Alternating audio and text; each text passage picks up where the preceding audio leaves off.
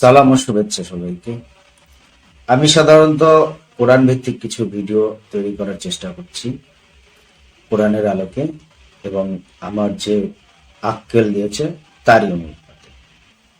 দুদিন আগে যে বাংলাদেশের তাবলিগ জামাত নিয়ে যে একটা রক্তক্ষয়ী সংঘর্ষ হয়ে গিয়েছে, এটি অবশ্যই খুবই দুঃখজনক, কিন্তু কিছু কথা না বললেই নয়।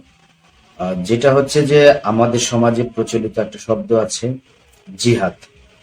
জিহাদকে আল্লাহ তাআলা ফরজ করেছেন, জিহাদের হুকুম ফরজ করেছেন সূরা বাকারার 216 নম্বর আয়াতে, যে তোমাদের জন্য জিহাদের বিধান ফরজ করা হয়েছে।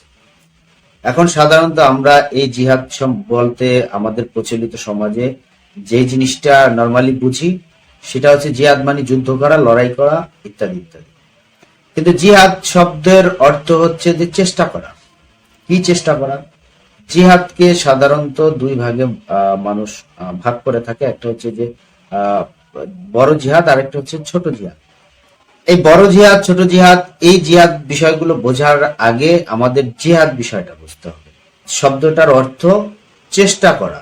জিহাদ শব্দটার অর্থ হচ্ছে যে কঠোর পরিশ্রম করা, চেষ্টা করা, সংগ্রাম করা, ইত্যাদি ইত্যাদি ক্ষেত্রে সাধারণত বোঝায়। যদিও আমাদের বর্তমান সমাজে বর্তমান সময় জিহাদ শব্দটা মূলত ধর্মযুদ্ধ হিসাবে বেশি পরিচিত। সত্য ন্যায় প্রতিষ্ঠার সংগ্রাম ক্ষেত্রে মূলত এই শব্দটা বেশি পরিচিত। কিন্তু জিহাদ শব্দটা বা কোরআনের সাথে যে সংযোগ, জিহাদ যে আয়াতগুলো নাজিল হয়েছে সেগুলো মূলত নাজিল হয়েছে হযরত মুহাম্মদ সাল্লাল্লাহু আলাইহি ওয়াসাল্লাম মক্কা থাকায় আহ, অবস্থায় এবং তার যে ধর্ম প্রচার সেই অবস্থায়।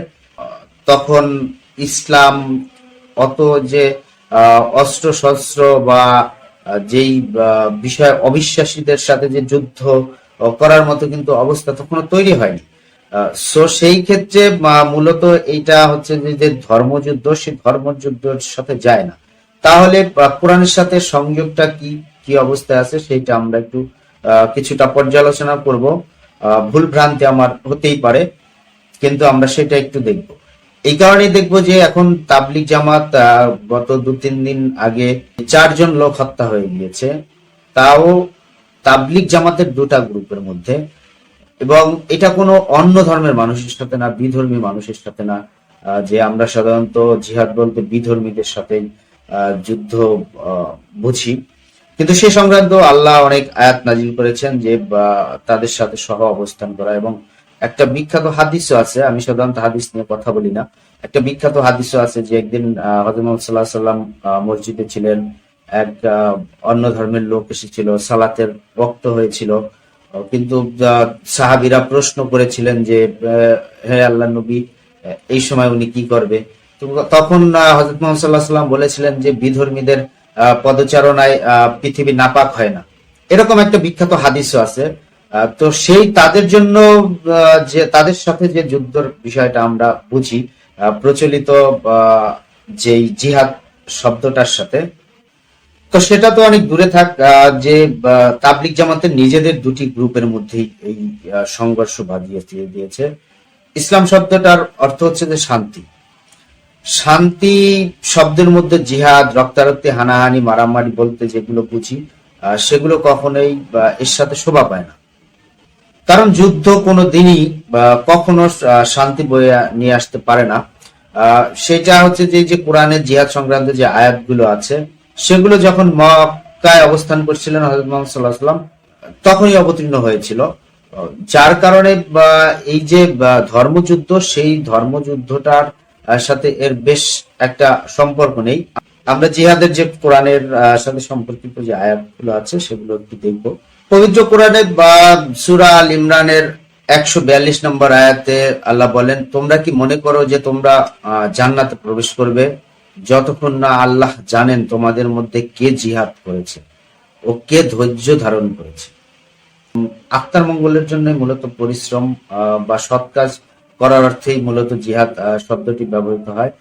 মানুষের ভেতরের যে প্রবৃত্তি, তাকে ধর্ম পালন, সৎ কাজ করতে যে নিষেধ করে, যে কুপ্রবৃত্তি বা তৈরি করে, তার থেকে বাঁচার জন্যই মূলত হচ্ছে যে জিহাদ।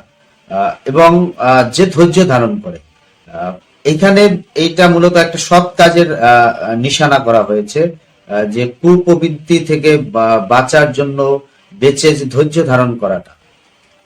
সূরা আনকাবুতের 69 নম্বর আয়াতে বলেন যে যারা আমার উদ্দেশ্যে জিহাদ করে তাদের অবশ্যই আমি আমার পথে পরিচালিত করি। এই জিহাদটা মূলত হচ্ছে যে নফসের যে কুপ্রবৃত্তি থেকে বেঁচে থাকার জন্য যে জিহাদ চেষ্টা করা, সেই চেষ্টাটা যে করে আল্লাহ তাআলা তাকে তার সৎ পথে সঠিক পথে পরিচালনা করেন, অবশ্যই অবশ্যই পরিচালনা করেন। এখানে যুদ্ধ, মারামারি, হানাহানি এই সংক্রান্ত কোনো বিষয় নিশানাও নেই। এছাড়াও অনেকগুলো আয়াত আছে, যেমন সূরা বাকারার হচ্ছে যে 154 নম্বর আয়াত জিহাদ সংক্রান্ত, সূরা আল ইমরানের 156, 158, তারপরে সূরা নিসার 71 নম্বর আয়াত, সূরা নিসার 72, 73 নম্বর আয়াত, আরো দুই একটা আয়াত আছে। প্রত্যেকটা আয়াতে জিহাদের সাথে সংযোগ করা হয়েছে। আমাদের যারা ধর্ম রিসার্চার আছেন তারা জিহাদের সাথে সম্পৃক্ত করার চেষ্টা করেছেন। জিহাদ ইসলামে আছে, জিহাদ ধর্মযুদ্ধ ইসলামে হয়েছে। সেই পরিবেশ, যখন যুদ্ধের পরিবেশ ছিল তখন যুদ্ধ হয়েছে, আবার যুদ্ধের পরিবেশ হলে সেই অবস্থান হবে। সেজন্য আলাদা আলাদা নীতিমালা আছে যে কখন যুদ্ধ করতে হবে, সেই সংক্রান্ত সুস্পষ্ট ভাবে আয়াত আছে।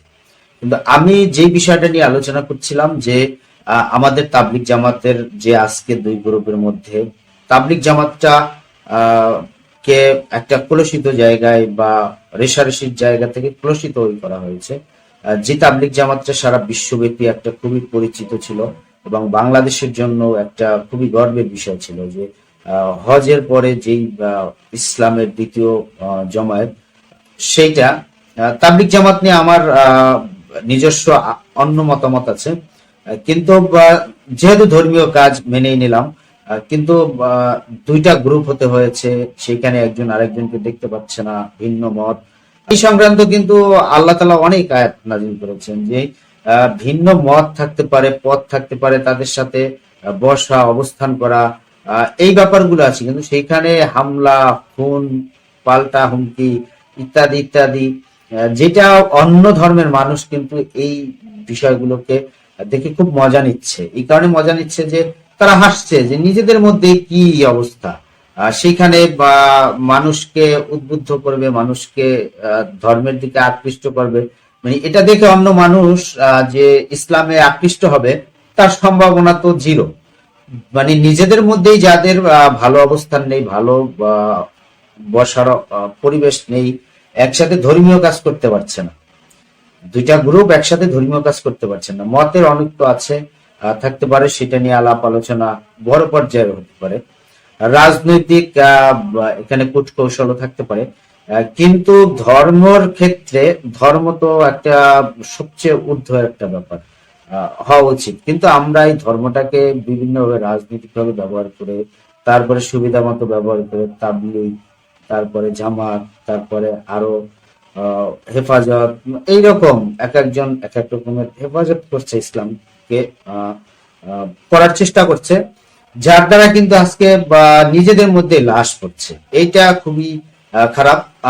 অনেকে আমার কথা শুনে আমাকেও অন্যভাবে ইন্ডিকেট করছেন, কিন্তু আমি যতটুকু বুঝি আমার জ্ঞান এবং তার সাথে কোরআন, ইসলাম যে সহজ সরল জীবন বিধান, মানে শান্তির ব্যাপার, সেইটুকু যতটুকু বুঝি সেইটুকু বলার চেষ্টা করছি।